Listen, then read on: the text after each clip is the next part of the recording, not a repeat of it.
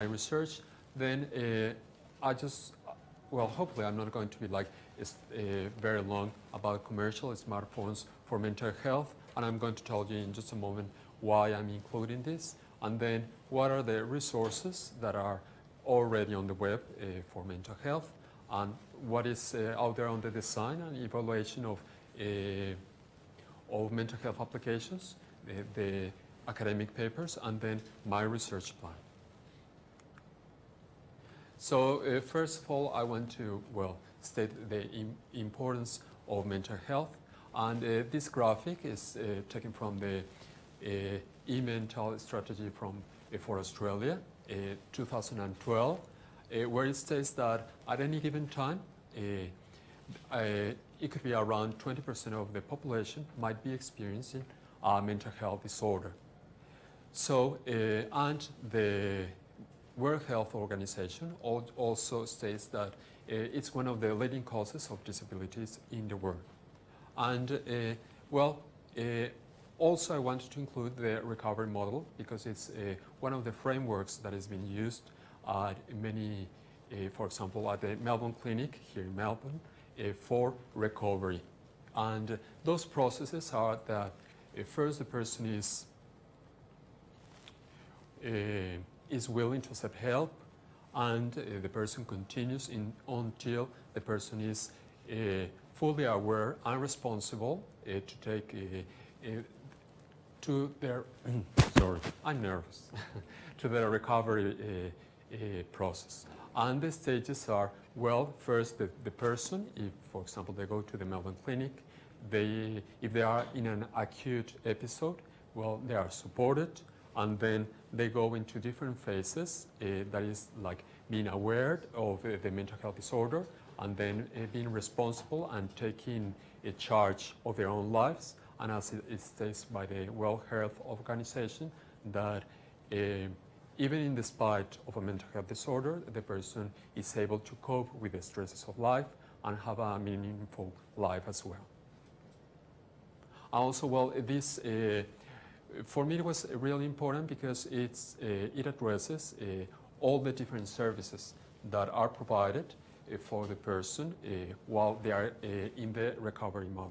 And it's also taken from the National Framework for Recovery here in Australia. So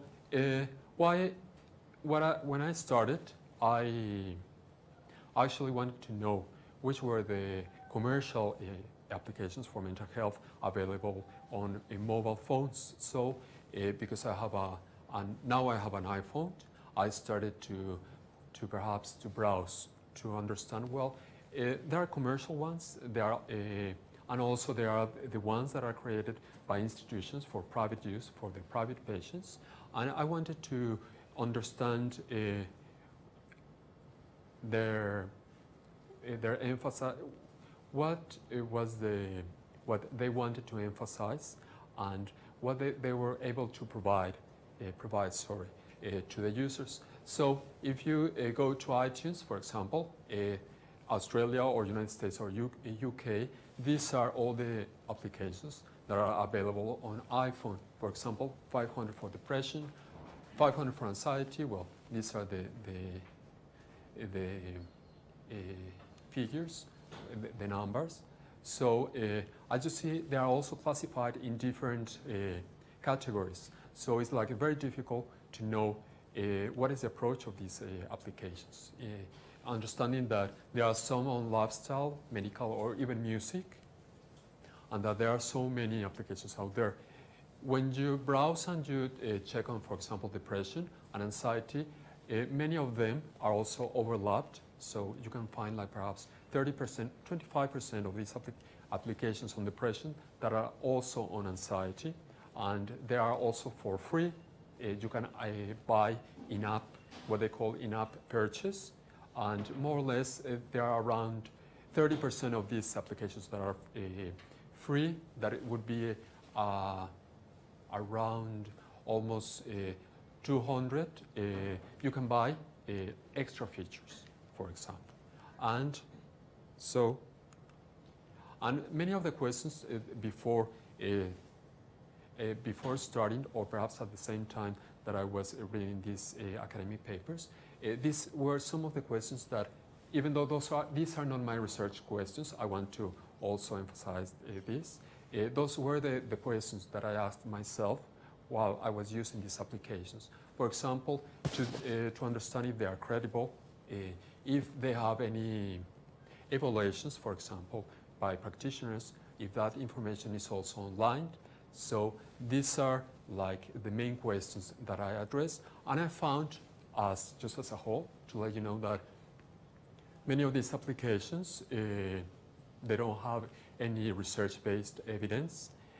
Some like perhaps 20%, they cite different web pages, and if you go to those web pages, they are not available anymore.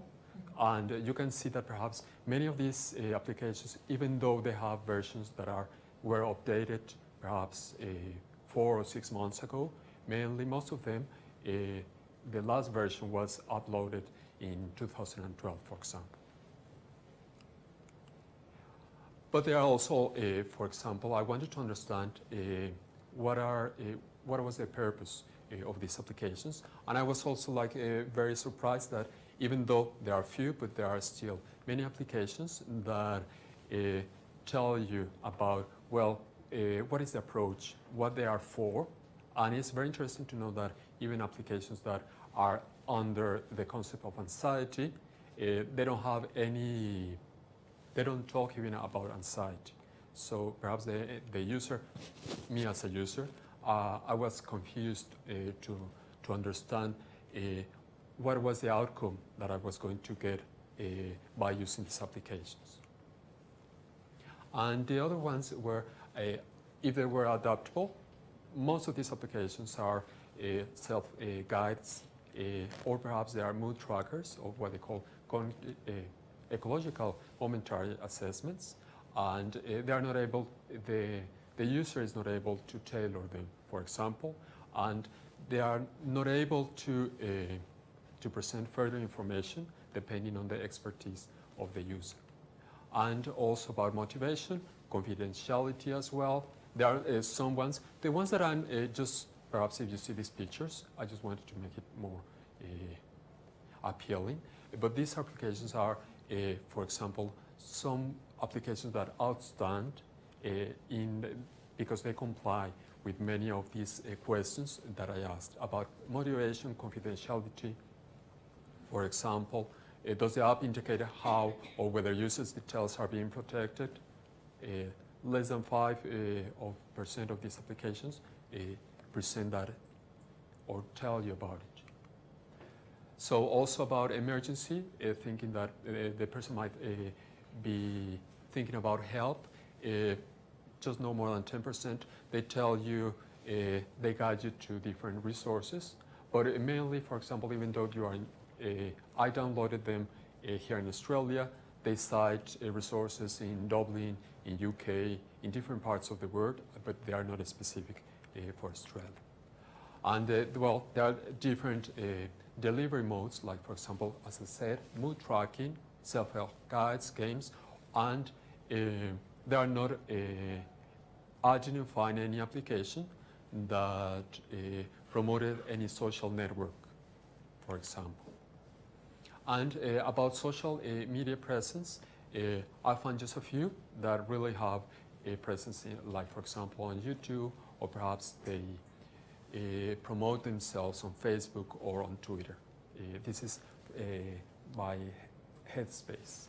It's a mindfulness application. So it's not publicity, but it's very good. And then I checked about the institutional support to know that, for example, here in Australia, the government already has their web pages online. There is the Headspace that are for youth between 12 years and 25 years of age. And if the person is beyond that, they can go to the Mind Health Connect. And there are many portals that provide mobile applications for health. For example, the one that I'm showing here is from the Australian National University. And as you see, they have the Beacon portal where they have not only well, they have online that Mood Gym, that I don't know if any of you have heard about Mood Gym. it's an application that is out there. And, but for example, Beacon already has a mobile application that is called Muji, or perhaps different institutions like, say, in Australia, that they already have one that is a Talk Anxiety, that is a mobile application that has random control trials. There's Reach Out, there are many Beyond Blue, perhaps you've heard about Beyond Blue, so those are the ones. And so now I'm going to perhaps the main part of my research. So I started to research what was, for me, was I guess a little bit difficult at first, because I tried to find a solution. For example, I went through e-learning, or I went to finding psychological approaches, because at first, for me, it was very important to address that human-computer interaction is kind of in the middle between, there's all these applications need to be clinically give evidence of effectiveness, efficiency, and acceptability, but at the same time, they need to be engaging. So for me, it was like, well, I'm stepping in the middle, or should I go through the clinical outcome or just the usability of these applications? So about the design of these applications, I'm citing different papers, for example, to understand how the user experiences these applications. In a human-computer interaction, we have there's work done on participatory design, and also citing that because there is a sensitivity, of mental health issues, that sometimes the end user is not able to be approached directly, because clinicians don't want. It's not that they don't want to risk their own treatment, and so they have to be very careful. For example, for people that are like myself, that I'm not into a clinical outcome, that to be in touch directly. So participatory design, for example, has already been addressed by my supervisors. And for example, there's also Young and Wells, that they are doing research directly with users to understand their needs, to understand what is their experience of these applications. And for example, there are many techniques that now are being addressed in human-computer interaction. For example, role play, that is, well, the HCI person plays the role of the patient, and based like in a theater-like theory, they go to therapy, and so, for example, if they have already signed the applications, and they mimic what is a therapy, an intervention, for example, to understand, for example, clinicians, how to approach technology in their interventions on face-to-face, for example. And, well, here's also part of the design, that it's important not only to understand the usability of these applications, but also more factors that are, for example, the environment that surrounds the person, to understand engagement. And I'm going to tell you briefly later on why it's important engagement, and which are the questions. Please also forgot to tell you, if you don't understand something that I'm saying, or if I'm boring, if I'm making you sleep, just let me know, because really it's like sometimes I speak, but I don't know if people don't understand me, but please let me know. So, for example, this is a part of the user-centered approach that is available through, for example, Doherty, about the ontology of mental health care domain. So, traditionally, well, what we already know is that, well, it was a face-to-face intervention, and technology is now being able to support this, not only in the intervention itself, but also in between therapy sessions.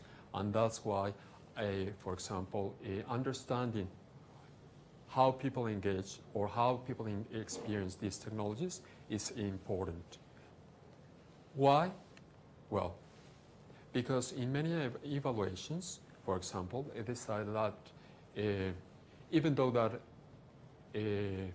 people are using these applications, but they said that there are high dropouts numbers, so people don't conclude, they don't finish using the application, so they don't finish treatment, and there is still that area of not knowing what part constitutes or its technology is implicated in engagement, or for example, and differentiate from the bond that they create, the clinicians, with the user, with the patient, sorry. So, for example, in evaluation, in clinical studies, there is evidence that when people are in random control trials, they are more willing to be in this using these applications. But there are many constraints. One is that there is, as I said, there is no direct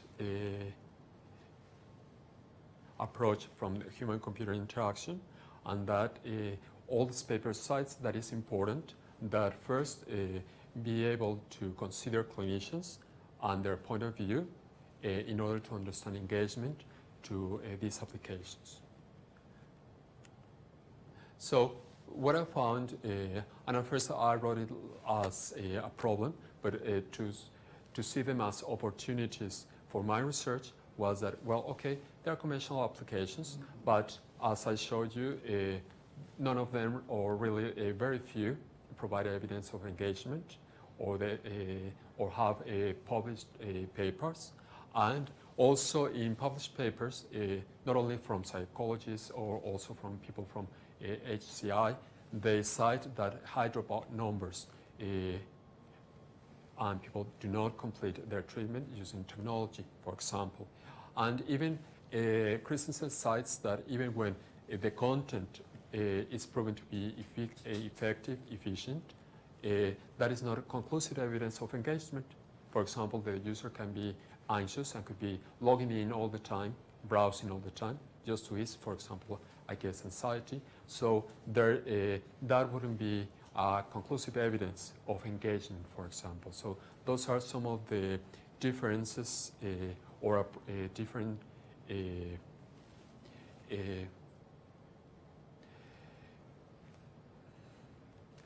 things that they are cited, and to understand that there is a need to address the user experience beyond usability. And well, also understanding that if, as I said before, the importance of the research, that 30% of the population at any given time would be experiencing a mental health disorder, then there are not enough resources to support, and that providing resources such as technology could also help reach more people, not only in the population, but also people that could be isolated, that it could be something that could happen with people perhaps experiencing any kind of disorder. So the main question of my research is, how are users experiencing and engaging with mobile mental health therapies? And the three studies that I'm going to do is, study one is with clinicians to understand how they approach, how they implement, and how they evaluate these applications in their own interventions, perhaps in face-to-face interventions, or perhaps it's like homework in between therapy sessions. So what is their approach? Understand that also because we all know that we are all networked, that the judgments perhaps, or the approach of the clinician to technology it's important for example, for the patient to perhaps feel more confident to use these apps. And the second study is going to be, and I'm going to address them each one in particular, is how do users make sense of an experience and engage with smartphone applications. So it's like with the end user to understand how they experience, in what context they use them, when they use them, why they use them. There are many studies online, but there are still there is a need for more evidence for mobile technology. And the third study is that after doing these two studies, I'm going to create these guidelines and then implement them in a mobile application to then evaluate that application. But understanding that that application needs to be scientifically proved, and that's something that, well, I'm still working on that part of how to configure and how to do the third study. So in the first study, I've already got approved by the Melbourne clinic, and well, that is the question. And the purpose is, as I said, is because they are co-experiencing with the user the experience of mobile mental health apps. And it's going to be like very interesting. I'm starting next week with my first interview. So it's to know if, for example, their patients have discussed mental health apps. What I know so far, for example, in one of my, like a brief interview with one of the clinicians at Melbourne Clinic, that is in fact like the general manager for clinicians, is that patients take to therapy the mobile application, but and they show it so to the clinician. And at that point, for example, if the clinician doesn't know about that technology, they don't want to discourage their use. So they are like very careful not to discourage, but perhaps they draw their attention to focus on the treatment that they already have and they proved to be efficient. So, but on the other hand, then because if they don't know about this application, they take it, they consult, for example, the manager of clinicians or the research clinicians or other clinicians to say, hey, have you heard about these applications? Or what do you think about these applications? So that's part of that I want to understand. What are the questions and the concerns that they have to mobile applications for mental health? So, and the second study is about how the users make sense of the experience and engage with these applications. I guess that this is going to be like a high risk because a clinician will have to be there because for many reasons they don't want perhaps a patient to that something could trigger symptoms. So it's going to be like very careful to understand really, because mobiles are everywhere, and because they are used by almost all of us. It's going to be very interesting to focus on when they use it, how they use it, and also how these applications really affect their way to experience, because it's not the same like watching on your desk an online application than using them on a public service like a tram or on the, I don't know, in the car, not driving, but on the car. So this is part of my second study, and also perhaps just to have a, because I'm going to do it locally, and that I hope that it will give me a sense on perhaps perhaps a global approach, because Australia is one of the leading countries on research of mental health. That perhaps by also checking what are users talking on social media will just help me frame and understand how to make sense in the perhaps in a global way. And the third study is going to be about how clinicians after study 1 and study 2 is going to be creating guidelines for these applications. And because as I said before,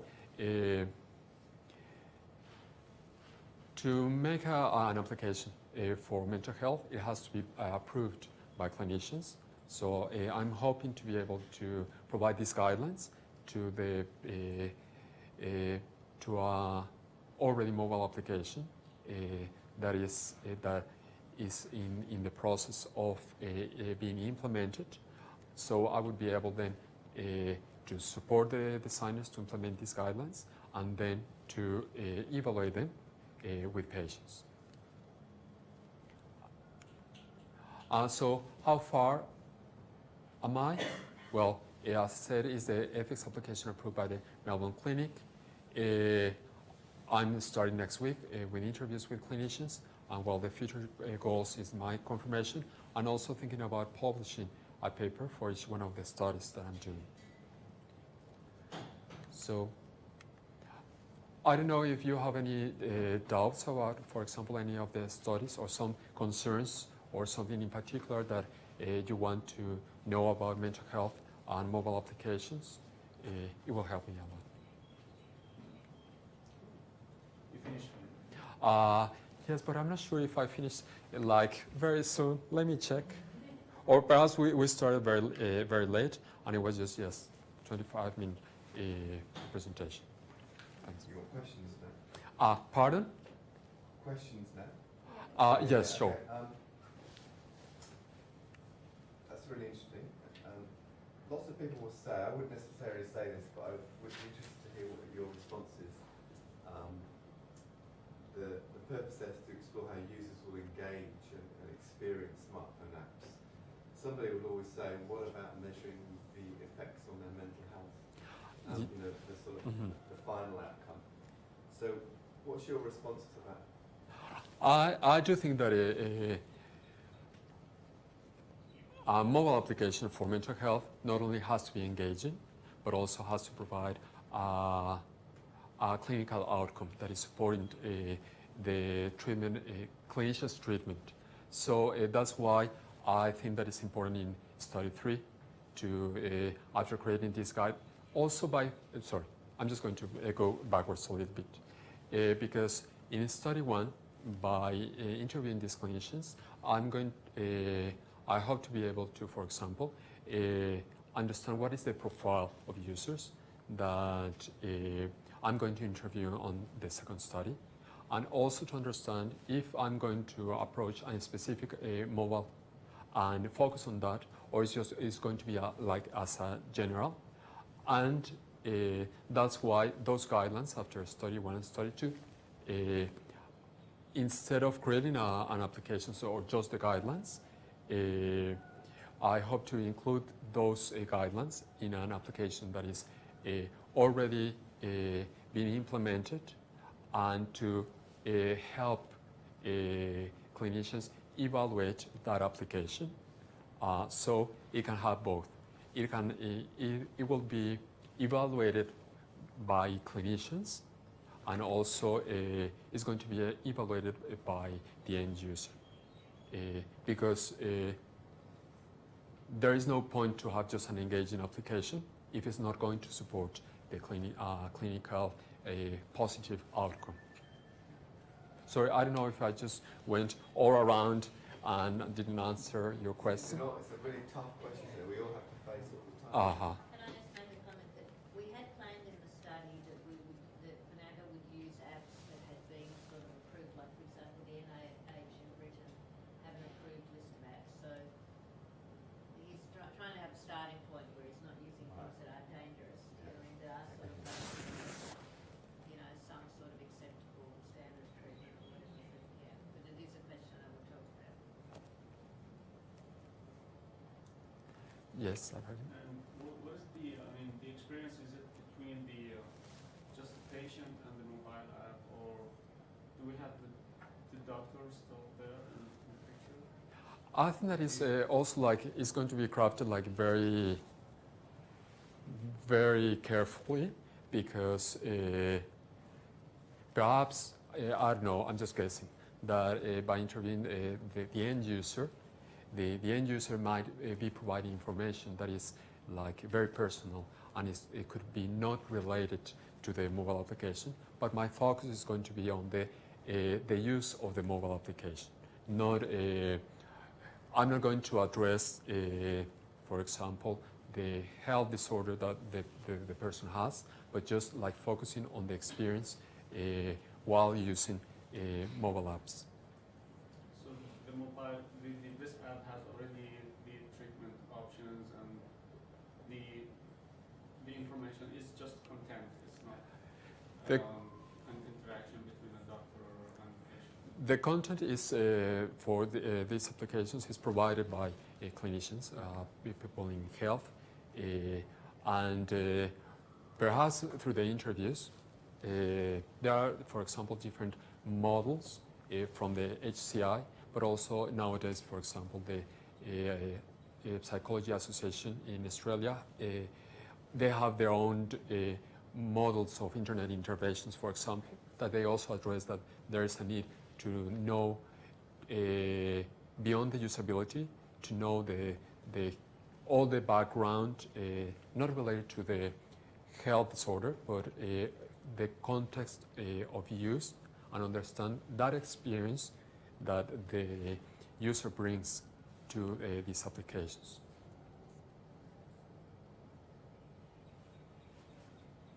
I've got two comments. The first comment is I think this is a really interesting area and it has clearly a very big impact on people's lives. My second comment is that I'm concerned that the study, as it is presented at the moment, is very, very broad. And it's very difficult to finish and find an answer to the research question you have set up. So the research question from Remmer is, from what I've written down, is how are users experiencing and engaging with a mobile mental health application? So my question would then be, who are the users? Are we looking at a particular health issue? Are we looking at schizophrenia? Are we looking at depression? Are we looking at people who are busy and trying to find a work-life balance? Likewise with all the other terms, what do you mean by experience? How do you conceptualize engagement? And what types of mental health applications are you looking for? Are you looking at tracking? Are you looking at Self-help, yes. So I guess my comment is it's interesting, but if you can be more specific about each of those points, you'll be more likely to finish the thesis on time. Thanks. That's all. I've also been thinking about that. If I would be willing to be like a very specific, but because I'm not in the health profession, is for example, I understand that a person may be experiencing not just one disorder, but it could be various different disorders, and that it could be very difficult.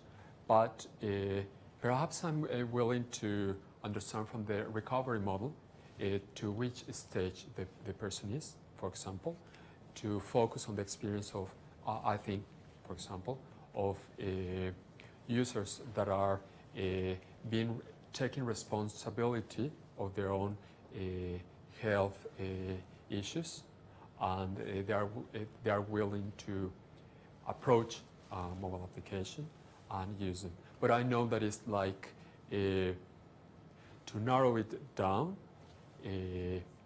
is going to be perhaps I work with clinicians to understand if it's by doing these studies I'm able to narrow it down to a specific or particular use. Because yes, I understand that is something very broad, and because it would be perhaps not related to my area to specify that, well, these guidelines are for people that are experiencing psychosis or schizophrenia. So it's going to be something open, but at the same time, by the interviews with clinicians, I hoped to narrow it down and to ground it into something that is feasible and it could be implemented. On the part that you are mentioning about what is engagement and the user experience, well, thinking perhaps from the right papers of going beyond the emotional threat and the essential threat, I'm focusing on that trend mainly. And about engagement is, well, perhaps it's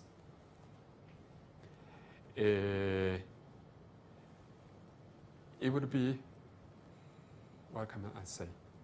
There are many papers that cite that, for example, being able to identify by logins or perhaps by evaluating each one of the modules to understand their usability, there would be a point to evaluate also engagement. Perhaps my description of engagement is that it's an application that a person is willing to give it a try. They use it, but they also get perhaps something out of them that is alleviating their symptoms. So they can also be ticked by clinicians that, okay, it's supporting the end user, and but also they meet the criteria that they are not boring, that people are willing to use them, and that they are likely to sustain using them. I don't know if I...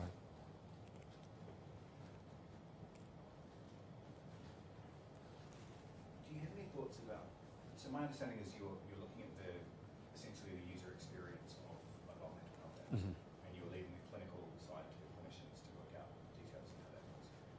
What's unique about mental health apps that warrants them having their own set of guidelines? Why wouldn't the guidelines that you're coming up with be able to answer that? For example, like I said, in mental health, as in many other areas or disciplines, there are many theories that can be applied. Like, for example, what I'm saying about the role play, I understand that it's a theory, a theatrical theory from Moreno that they applied in theater, and then it was applied in the mental care as well. So the difference, what I see is that it's not only encouraging the person to use it, but for example, if there's an application for weight loss, as for example, thinking about the user experience that Oinas Kekkonen talks about it, it's not only the person to lose weight, and to sustain that achievement, and that the person is willing to give it a try and is going to take responsibility in that.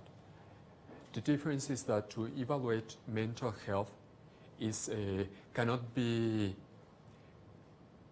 measured in something that is physical, and that's something that is, I guess, that is like very sensitive. That is something that is evaluated by the behavior of the person, that perhaps it's also going to experience some physical changes, but it's more behavior.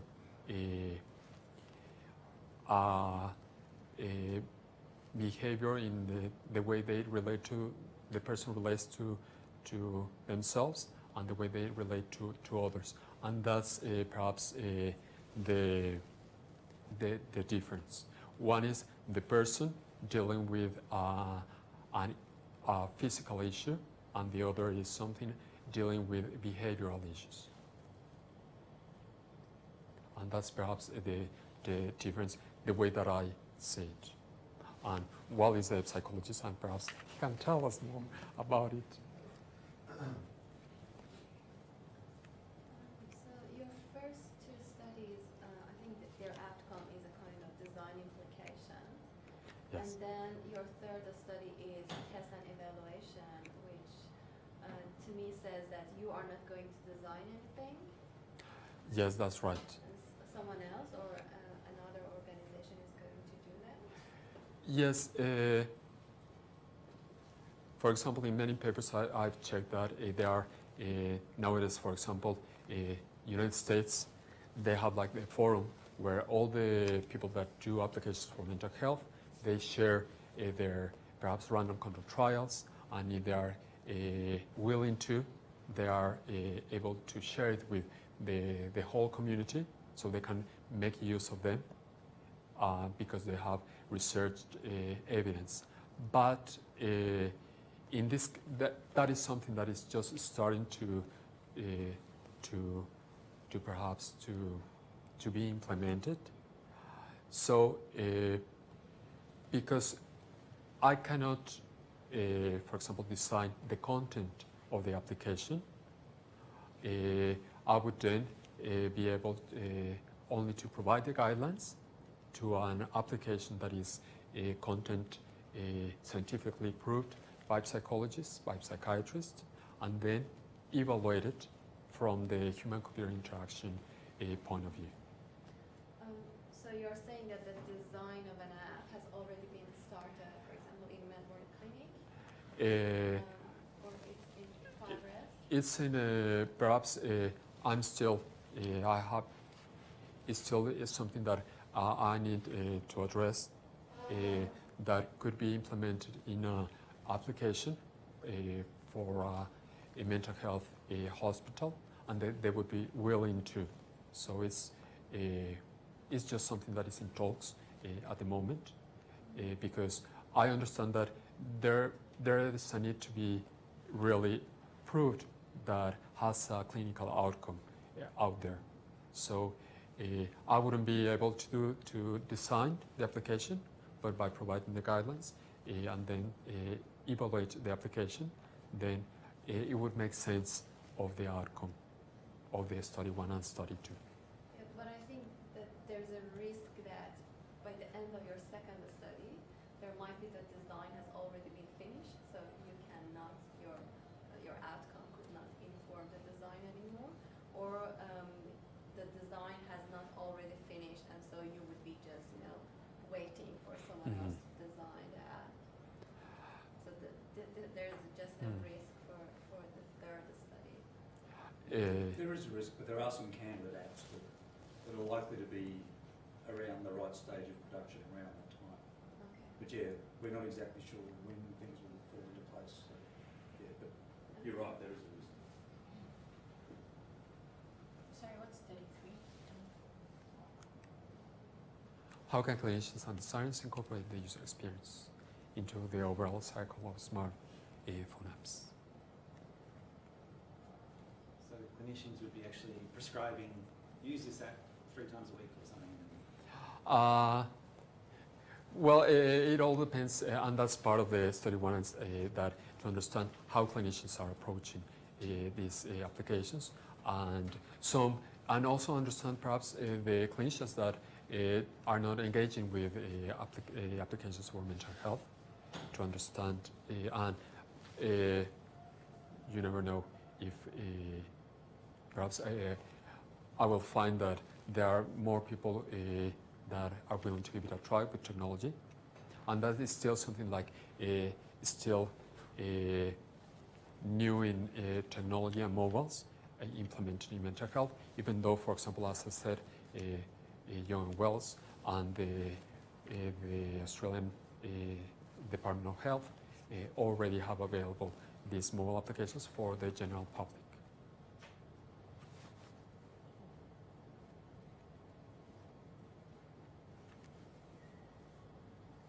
Okay, if there's no more question, please join me.